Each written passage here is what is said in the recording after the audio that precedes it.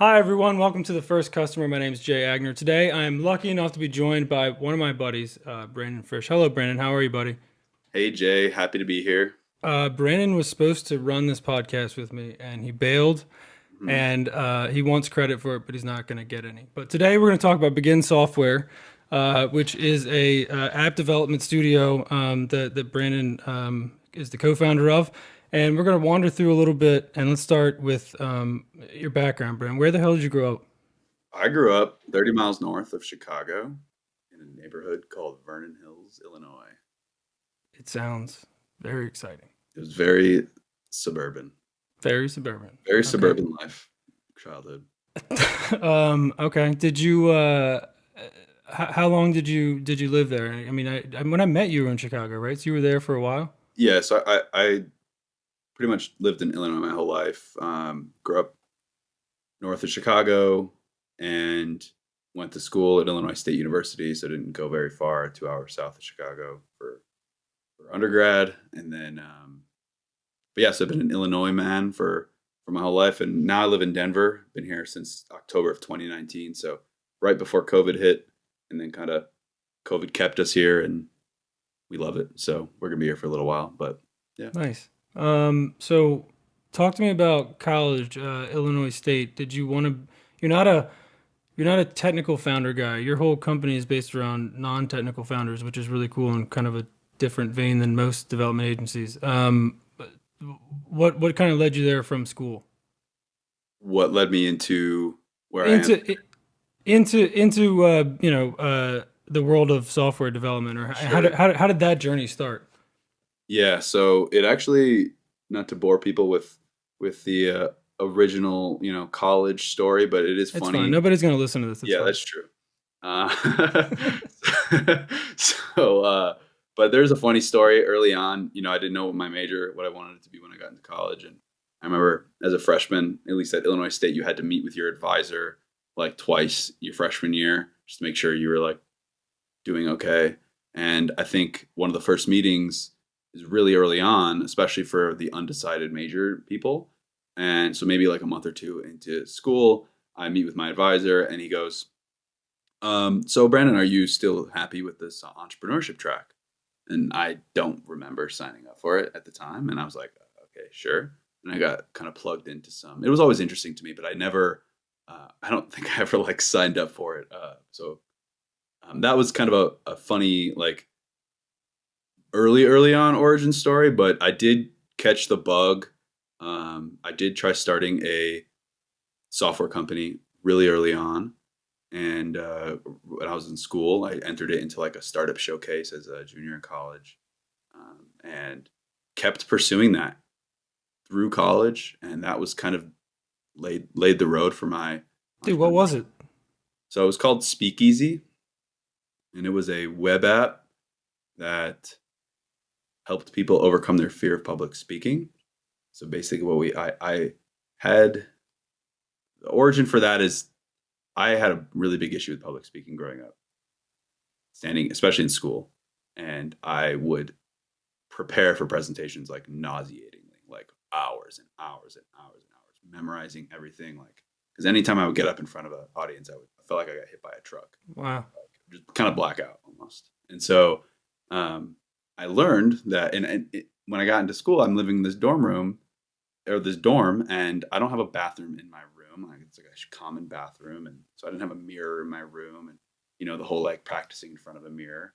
So, and I needed to practice for this speech for speech 101, literally, and so I started recording myself on my computer, and then I would watch myself back, like stiff as a twig, like super nervous.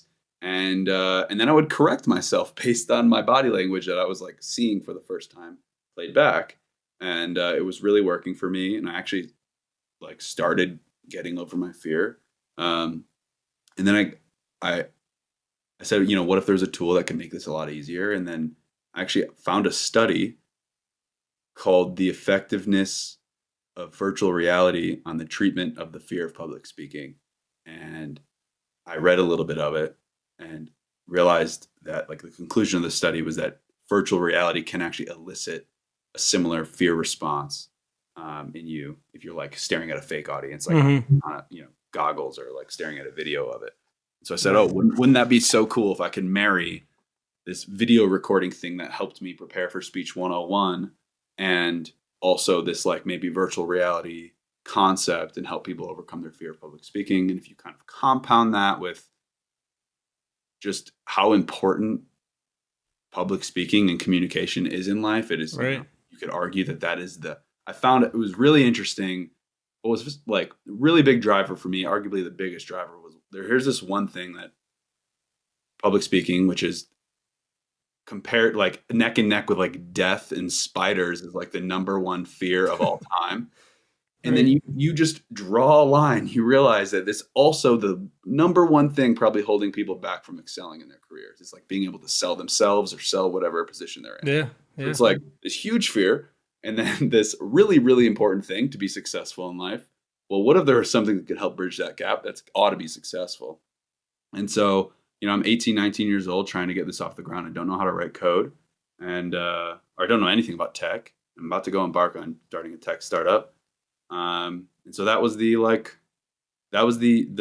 origin story. And I guess I could just kind of fast forward to the end is we transitioned from a practice your public speaking to a tool that we were hoping to sell into like sales training and communication skills training for like B2B. So we were actually like our go-to-market plan, which never really came to fruition, was to polish the tool and then partner up with sales coaches and people like that. Mm-hmm. And so they can actually take their previously like analog work that they have to do like in seminars and stuff at people's offices, and they can almost take that online. You can record yourself, submit it to the coach. While you're recording yourself, you're put in front of a live Wow. audience and stuff. So that's the origin story. That's like ahead of its time, man.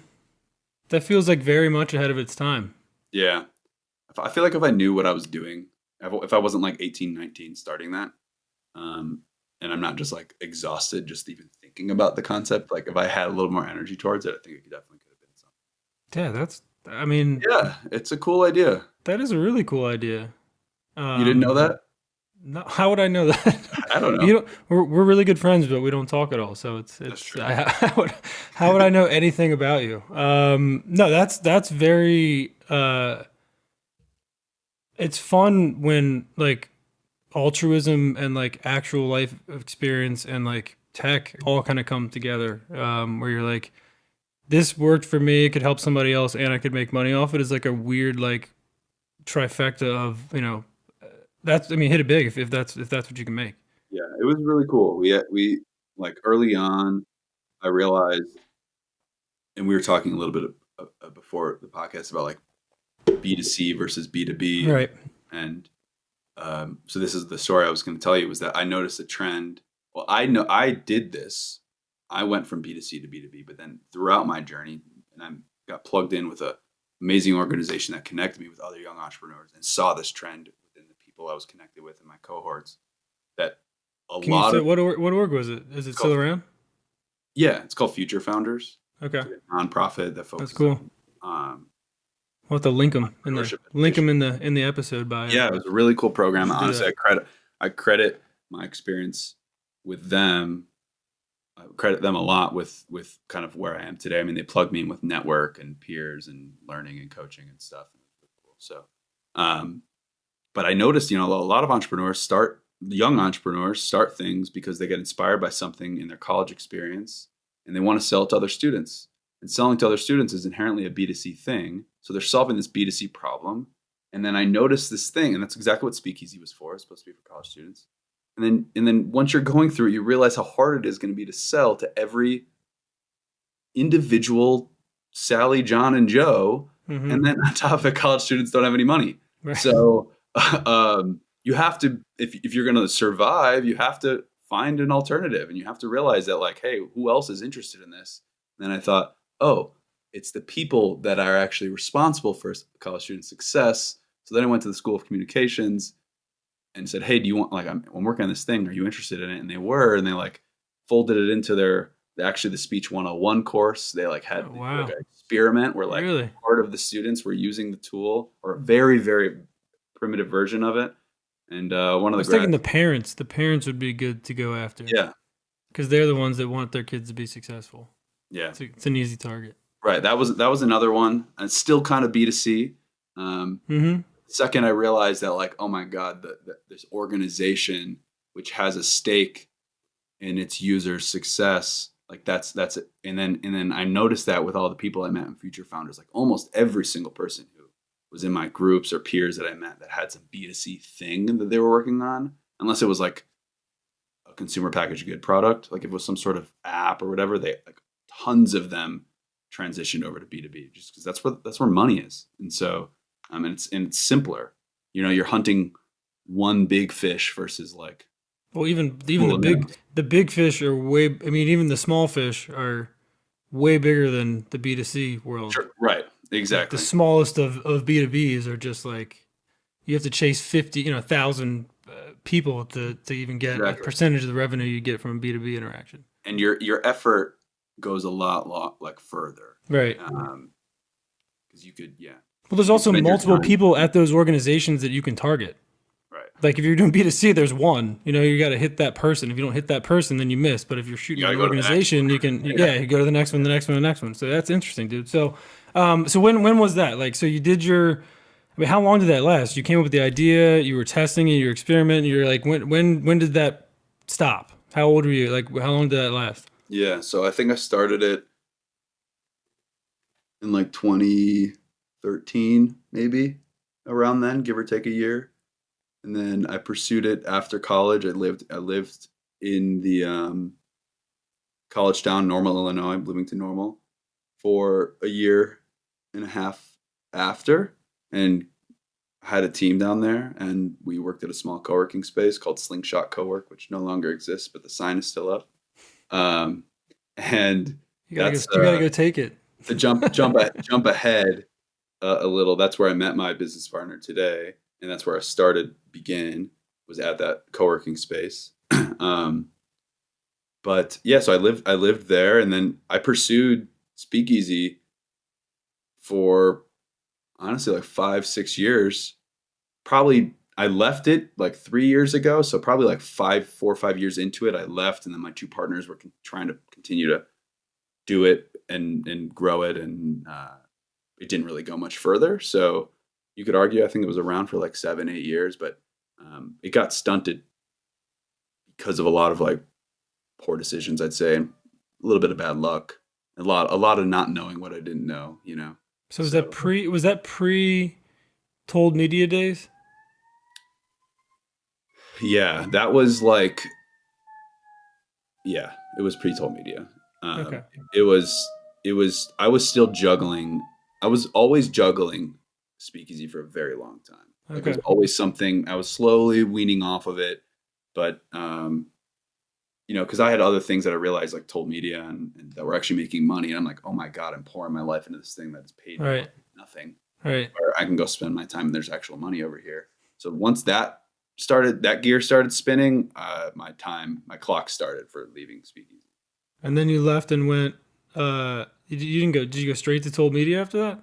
So the story goes, Toll Media is like a square three of the begin story, but I can get us there really quick. So I met Cody and at the time a guy named Brian Jesse at Slingshot Cowork. They were working on their own startup called Intern Rocket, which was like a match.com for interns and interns and internship providers. And they were the dev team, and I was like the CEO for Speakeasy, and we're all like working on our startups. We became really, really good friends. I was learning so much about early stage tech and lean startup methodology and stuff. And they were like the development teams. We're like, okay, what if we banded together and built people apps essentially? And that's how Begin started. And our focus was on early stage tech, and hence the name Begin, like help people get off the ground. So um, so that's how that started. That we did not know what we were doing at all. We could not grow the company. It was really stressful and hard to find business. And about 2 years into it, we're all still working part time. I'm still working part time with Speakeasy, and they got Intern Rocket. There's actually another startup that they joined, and we were about actually probably like 2 or 3 months, 3 months before probably having that shutdown conversation, and then Toll Media came around. I knew Mike. He was living in Chicago for the summer. Said, "Hey, I want to go focus on this other thing. Can you help me run Toll Media?" And I said, "I can. Can I bring my guys along?" And that's when I got Cody and all our contractors. So that's how that started. Gotcha. Wow. Okay, and then that's where we met. And that's where we met. Jay, That's where we tell met. tell the audience where we met. I actually did QA for Told Media myself back when I actually did real work. Now everybody does the work, and I just stress about it. No, that was a fun, crazy time. There was Oh yeah. teams all over the place. We were jumping in and out of stuff. I think I've found in life that people that I connect with really quickly. It Hmm. doesn't take very long. Like if I talk, I mean, literally like a 5 minute conversation, I'd be like, oh, You that's know. yeah, like, it's just somebody like, and so like we kind of knew that, and we went our separate ways, and then so I'm not going to fill in your blanks, but I left there, and the next time I saw you was 2 or 3 years later, Yeah. maybe a little bit longer at Purify when we brought you over there. Yeah. But what happened in between? Yeah. So things were going really good so just a quick little background on Told Media, um, is Mike, who I met through Future Founders, the organization I met before. He was also a fellow with another startup that he had. That's how he got into Future Founders. I was the cohort before him, so he was like a year younger, and but we were all like interconnected, doing a lot of programs and stuff together.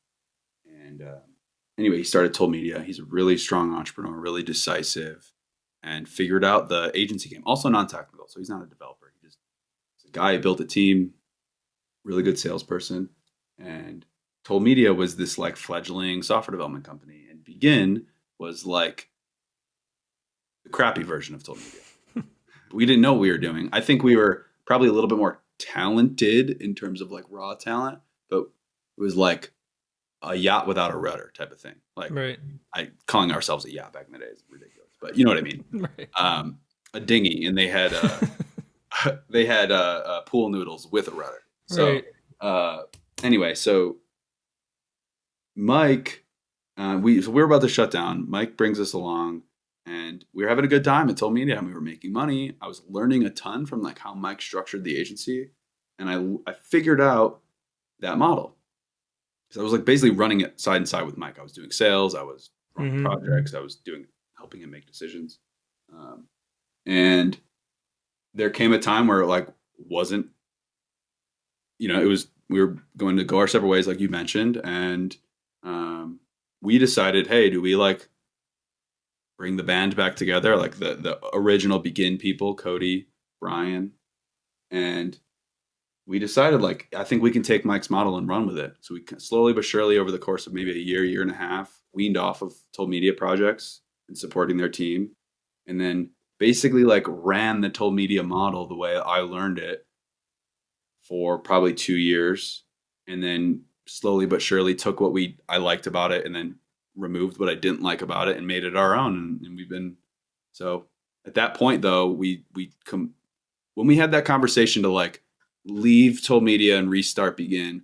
That was also the time that every single person on the team stopped the speakeasies and the intern rockets and stuff. So we kind of shed all the old fat, and we said we're going to focus full time on this stuff, and that was kind of the beginning of the. And so who was your first customer after that phase when you guys kind of went all in? And you don't have to name names, but I mean, what was the circumstances, and how did you say, all right, we're gonna do it, boys, and then what Yeah. happens? Oh gosh, you're asking me a very specific time period. The thing is, I can imagine there was some carryover, and there's a bunch of back and I think I'm yeah, having I can trouble yeah, separating the carryover. yeah, I So, figured, yeah.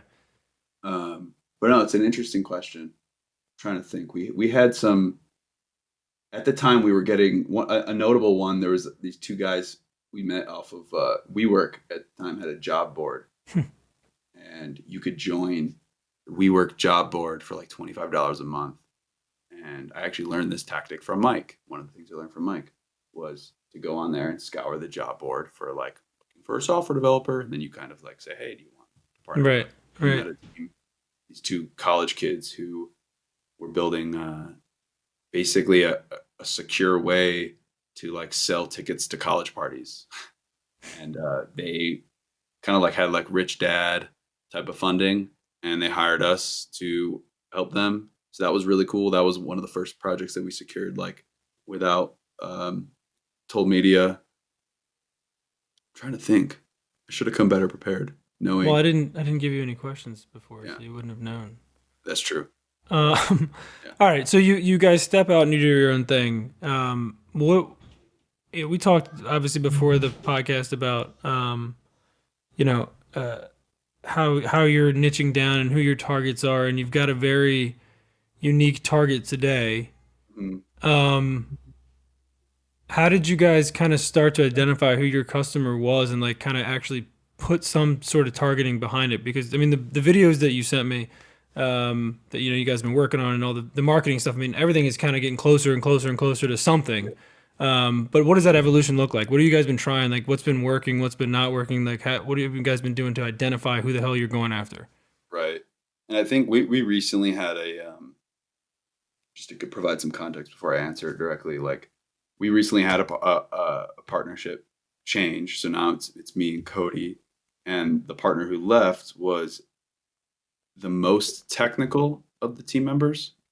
And so he was essentially like the product, like the architect that we were selling was like his ideas. Once it came down to it, right? Once we secured a client, Right. he would be the one architecting the solution. And it enabled us to be pretty damn technical. Like he was a senior, he was a younger guy, but very like definitely had the chops to do some pretty sophisticated stuff. And it's interesting. And while he was still with us, we were very generalists in terms of our positioning. Right. And I had learned for years, even when he was there, that like narrow your positioning, you're going to find success. Like if you just narrow it helps focus the team, it helps focus your communication, helps focus your marketing, your processes, everything. Right. And I had a lot of trouble niching down. I couldn't figure out why. But since that partner left, it kind of created a void where it was a little bit more risky for us to take on really technical work.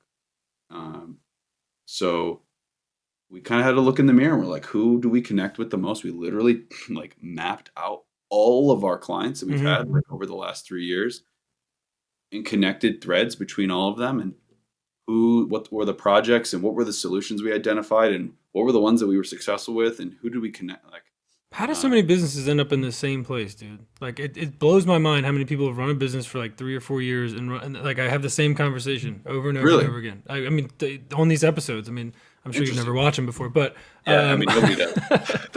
but I was a couple of my friends I was talking to like this week, the same exact thing. It's interesting that you can have a decent amount of success having no idea what you're doing, like none. Yeah. And then you're like, this is not going to be sustainable forever if I don't start to put some like guide rails up. I'm just going to, we can't do this forever. Right. And it's exhausting.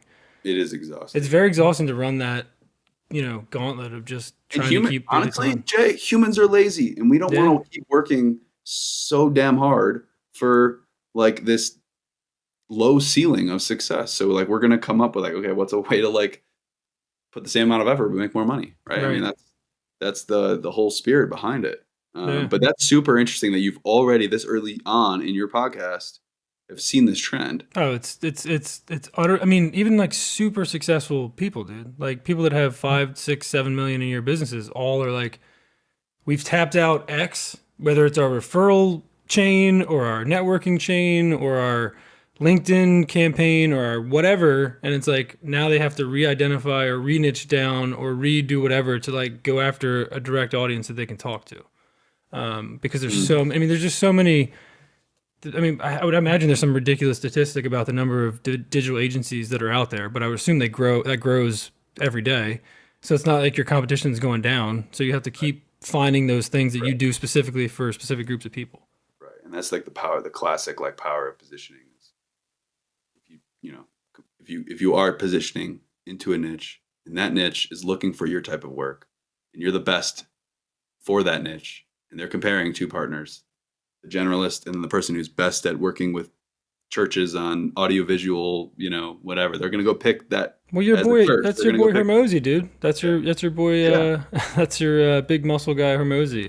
Those Oh, yeah. those videos are great, by the way. I do recommend everybody looks at those. He is. He's sharp. But that's not either. That's not the first time I ever learned about positioning was through a guy named Chris Do, another big YouTuber, and he runs a channel called The Future, and he pointed us to a guy named Blair Enns who wrote a book and got famous for a book called The Win Without Pitching Manifesto.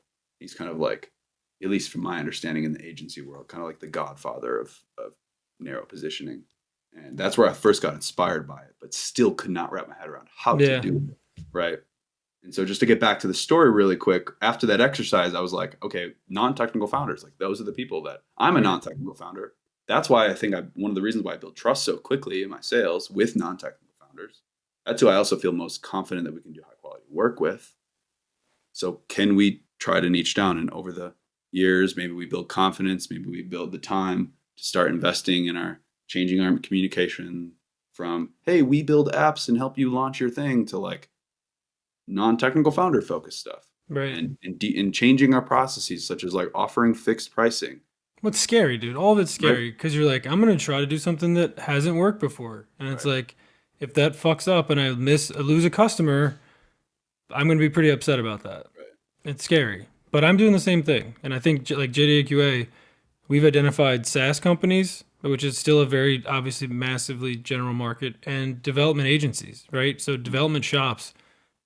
We can start to tailor our offer directly towards them. Like, we know what they want. We know exactly what they want. They don't want to deal with management. They just want somebody to solve their problem, right? And we've kind of started to get to that, but that's been a lot of, fun marketing work. And you've been doing that too. Would you recommend, this is a weird question. I've never asked it before. Would you recommend at your stage having gotten formal training in business with like an MBA, or figure it out and kind of pay consultants as you go to fill in the gaps that you didn't get through formal education? Yeah, I never have had a real job. And so I like always was like, I'm very pro, like, start your own business, start as a freelancer, learn the hard way. Like, I feel like I learned more through my trying to get Speakeasy off the ground than I probably ever possibly could have in that period of time. Hiring, firing, like negotiations, legal, contract, sales, product development, design. Like, I mean, MBA is going to teach me maybe a little bit of that, right? Maybe the business. I mean, it was off the charts, the education I would get. Networking, I mean, everything. And so I totally would recommend somebody just go try and start something. Even if it's a crappy idea, you're going to learn a ton. But I can't comment on the MBA thing because I don't know. I mean, I'm sure I didn't sure get I probably would have. It's like being ready to battle with like more ammo or like more equipment or higher quality stuff. Like, you go in, you learn, you go get battle tested, you get trained, and you come out, and it's like, do you want the inexperienced but like more talented, or like I don't know, like more equipment, or do you want like the guys like been Or do you want scrapping or do you want the guy that has both right later down the road? It's like, do you want the guy? Like, I think probably not old enough for that yet. No, not yet. But point.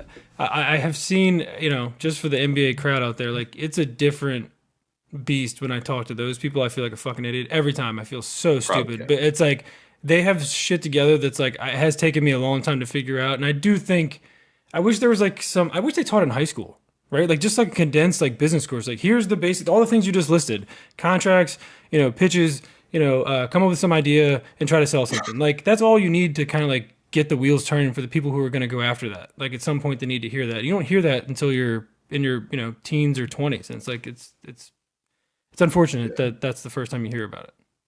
No, totally. And I also just feel like it's something that it's hard to learn in a classroom. Like figuring out how to deal with scope creep when Right. when you agree to a project. Because I started my before Speakeasy, what I was doing is I wasn't making any money. I was building websites for people. It was like a kill two birds thing. I was like learning, becoming more technical as a non-technical founder because I wanted to be able to communicate with my developers. And also like it was an easy way to make money, so I didn't have to have a job while I was trying to grow Speakeasy or a real job, right? And I would agree to build some website for $1,000. But that website, my first website that I ever did was $1,100. I had no idea what I was agreeing to. At the time, $1,100 was like 3 times the amount of money I was making. Three paychecks worth of like the actual job I had like Right. before I left to become a web designer. And I'm like, that sounds like great. Like 3 paychecks, it's like a ton of money. I was making like $350 every Right. Yeah. Yeah. weeks or whatever. And that project probably took a year. And I didn't know how to manage that. Right. She was horrible to work with. And she would always ask for all these different requests and I would just fulfill it. Like I agreed to it. But like never again. And then like For a you just year like for $1,100. well, I did other things at the same time, Okay. but like That's all that right. client I couldn't close, like I couldn't wrap up the project. And so it's like one big scar that you're never gonna like. So then you go on to the next one. The next scar is smaller and smaller. Like how can you Right. accumulate your scars? Like you can't. You got to just do it.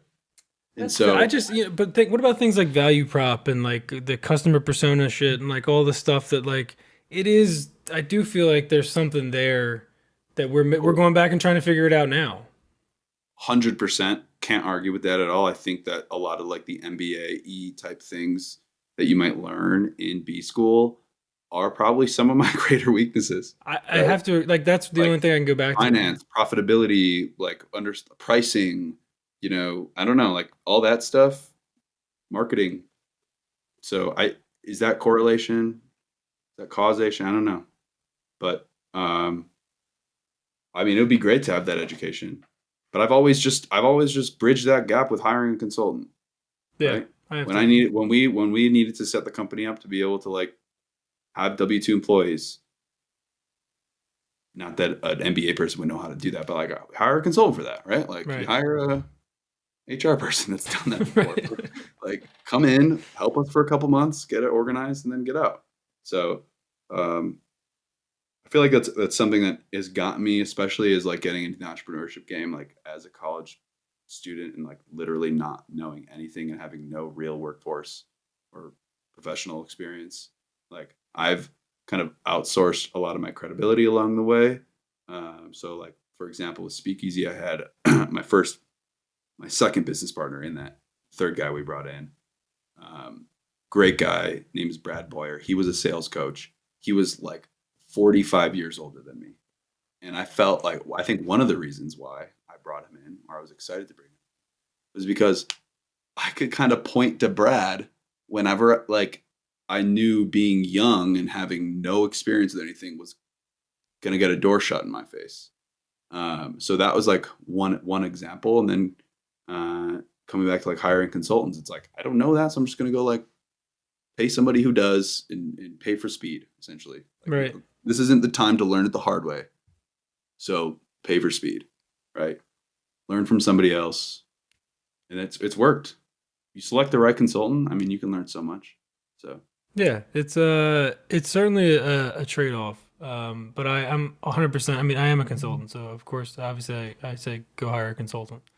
Um, that all right, is true. three healthy habits. One of them's right now, I guess. You're chugging water. Three healthy mental, physical, emotional. I mean, look, you're a youngish kind of guy. You just got married. Who knows what's gonna happen? How are you keeping yourself alive, buddy? Yeah. You're asking me at a time where I feel like that's of all the like parts of life that are important, relationships, work, money, whatever. Like physical health is I'm probably like the least happy with that Well, right now. hopefully this kicks you back Yeah, into maybe like maybe this maybe can be things that you're gonna do starting tomorrow. totally. Totally. So 3 healthy habits. I think one of the things that I I try and do more and more is just wake up early and earlier and earlier. Like I feel like the earlier I wake up, the more productive I feel. Um, I'm a morning person. I like the quiet and solitude of morning. And what's that one thing that one probably famous guy said? Like early to rise, early to bed, healthy, wealthy, and wise, or something. Ben Franklin probably. Early to bed, early to rise makes you healthy, wealthy, and wise. Like There you go. I like There you that. go. I'm a That sounds proponent better. of waking up early. What time do you go to And bed? What time do you go to bed? What time you get up? Like realistically, realistically, lately, like I not said, on Twitter, not what you tell everybody on Twitter no, that you yeah, got up at I'm five probably a.m. in and bed at like 7:30. I wake up at like 3:30. 7:30 and 3:30. Get out of here. No, that's the unrealistic. That's the Yeah. Twitter guy. Like I No. get up and do 600 sit-ups at 3 a.m. Like that's I try and like ass in bed between 9:30 and 10, and then I'm up before 6:30. If I can get up and out of bed before 6, that's usually like my favorite. yeah. Um, but lately, the snooze and honestly, if you go to bed later than that, like later than what I said, like 10:30, 11, it's really hard to wake up before 6. Yeah, that's brutal. It's brutal. I do. So, but it's the reason why I like it so much, especially like being a CEO and having a team, is it's before the floodgates open. Like hmm I can actually do stuff, even if it's not work related, if it's research, if it's fucking around on the internet, like I can go do that and not worry about like constantly checking chat because my team relies on me for certain things. So, um, and that usually starts around like 8 a.m. ish my time. And so if I can get 2 hours of like whatever Brandon wants to do, a lot of times it's work, sometimes it's reading, whatever it is, like I think that that's like sacred time. Yeah. And the more I can get out of it, the better. And that's why I think waking up early is All right. I'm a big subscriber to number one. What's number two? number two. I would say would be like mindfulness and meditation. Another thing that I, Love it. I do intermittently, but when I do it, and when I have been really into it, it's been some of like the clearest and most like energized I feel like cognitively I've ever been. So, and it really only takes 10, 20 minutes out of your day. So, it takes a little bit to gain momentum, especially if you've never done it before. But love meditation. I like that. I don't think everybody needs to go out and buy a subscription meditation app, but the the the flow of waking up, that app, like the 30-day thing where he introduces you to the concepts and then you kind of get into it and you have some very specific, purposeful like experiences with meditation where he's like conjure up like a really negative thought and then like conjure and like you can kind of feel stuff happening, and it's a very cool way to break into just like meditation in general. Now I do the daily ones like, pretty much every day. Yeah, I try to do it every day. I haven't in a while, but I know you haven't messaged me to tell me that you've been doing it, so I knew I you haven't been know. doing it. But when I'm on it, dude, it's like it feels I like know. insane. It's like morning coffee. All right, so But number two is meditation. Number three. what's number three? What's number three? I like going on walks. All right, you do go on walks, see, and that's also why we haven't talked much lately because you haven't been Yeah, going on walks, bro. That's what your big problem is. stroller. You're I a like big stroll. I like taking a stroll. I've never heard an adult call themselves a stroller. I Kind of like sets that. it kind of sets a floor for exercise. If you can't get your exercise in today because you're lazy, then at least you walked 3 miles. You You know, strolled 3 miles. stroll. Took You a stroll. You can you listen to a skip podcast, call your friends and all your family. friends that you never talk to, etc., Yeah. etc. All right. So my mystery question. This can be anything. It can be physical or business or personal or whatever. But what would you do if you knew you couldn't fail? Hmm. You can take a second. I always give people. I guess I should play like a sound effect while this happens. During the thing. What would the sound effect be? I like the Jeopardy thing probably. Like a time Yeah, I lapsing was gonna one. do it, but then like if I play the sound, I can't do it, and it'll sound weird. So You could I'll do it in sit post. here. You could do it in So I'm gonna do it in post, but I can't make the noise now, and then it'll sound weird in post. Um, Um, I would say like I knew I couldn't fail. something that I'm fascinated by. This might be like a boring answer, but is like real estate investing. Okay. I think that's something that You're right. It is a boring answer, but continue. that's something just and maybe I'll cut it short because it is boring and everyone knows about it on Just Twitter. kidding. But I'm I just have kidding. had like uh people in my family, like one of my grandparents built a lot of wealth from not a lot, but like built wealth through that, and then their my aunt, his daughter, also like they're fairly well off and doing well and whatever, and they have really like You real must estate actually was like real estate. You said like that earlier randomly. You said something about when we were talking about how hard it was to find uh, non-technical founders in the wild.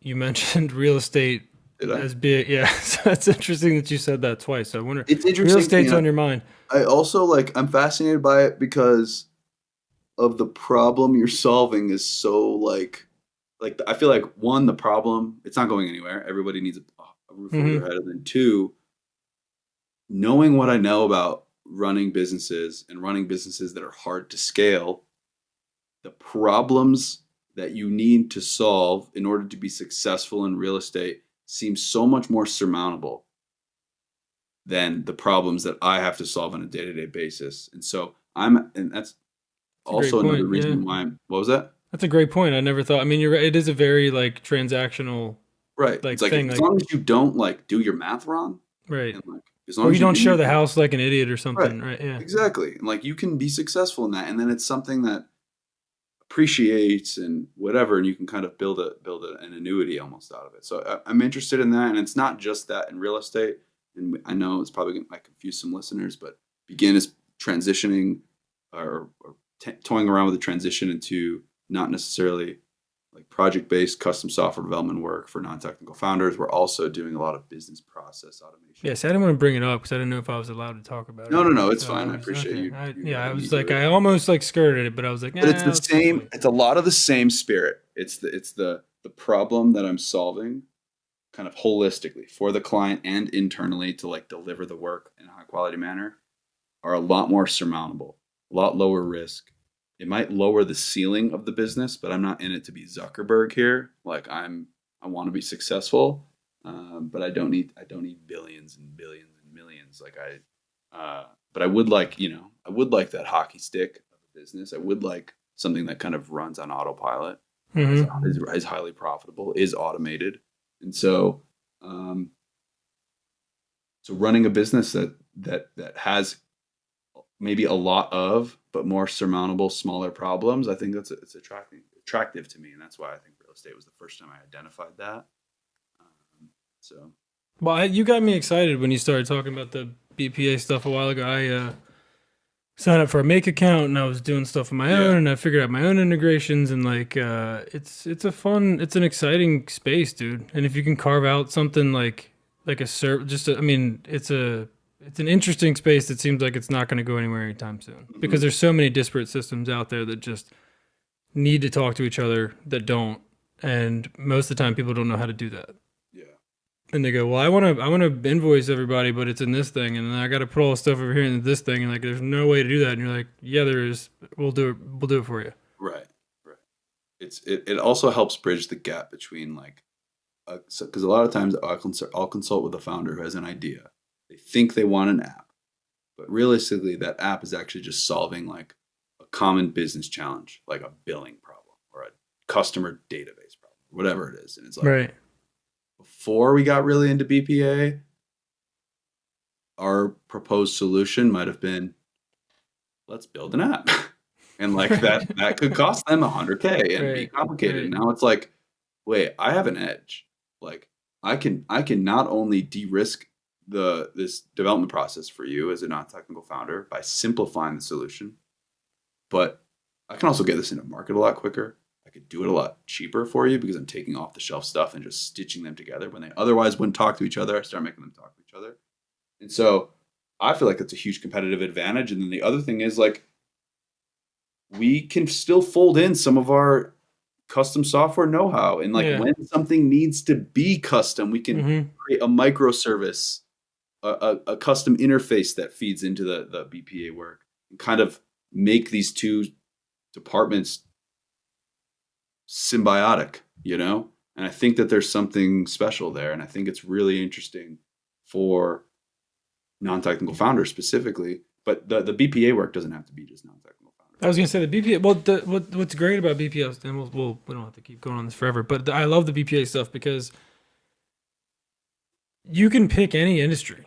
Right. Pick the one you want. Pick the one you know about. Pick the one you want. Pick the one you've worked with the most. Pick whatever, and you're just like, all the problems exist in all of them. Mm-hmm. Every single one of them has the same flavor, but you can't go after all of them. So pick the most, the growing. And that was another thing from Hormozy that I keep harping on with my brother-in-law, who's also named Brandon. When he's trying to start his business, great guy, one of my favorite people on earth. Is like finding the hungry audience first, right? Like it's got to be, and I don't know how that works, but I would have to imagine that like once you identify a super hungry crowd of people that want your service or your thing, and you build that service or thing for them, the sales process is basically non-existent. You're giving them what they want, right? And it's like the lean startup methodology. It's identifying that hungry. Yeah, it's doing things backwards, right? It's finding the hungry crowd first, so you don't have to spend the time that we're doing right now with our businesses going back and trying to be like, oh, who are our customers and who wants our stuff? Right. I do subscribe to that. Who has the most acute need? Who hurts the most? Solution. Who's got the biggest pain points? Right. So those are the people that are going to adopt the unpolished, potentially bumpy, wrinkly first version of your service that you release, and then you can go from there. But it does make sense, right? Makes a lot of sense. Yeah. All right, well, let's wrap it here. This was a lot of fun. And it's way more than 10 minutes, dude. See, I told you we would wander and meander for much longer. So we'll wrap it here. I'm sure I'll have you again someday when you come back to co-host. So thanks for co-hosting and running the board while I'm doing stuff. I appreciate that.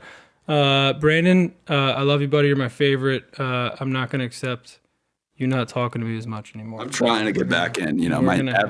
My average text to Jay per day. Oh my God, it's like over the course of the year. It's below 1, bro. They're low right now. I'm trying to get those numbers up. They're rookie numbers right now. Well, I can tell you that I would even sacrifice the calls for text because I'm not a phone guy. You're actually the only person that my brother-in-law Brandon that I talk to on the phone. I hate the phone. I don't like talking to him, but I enjoy just shooting the shit with you, man. So, you have no excuse not to call me.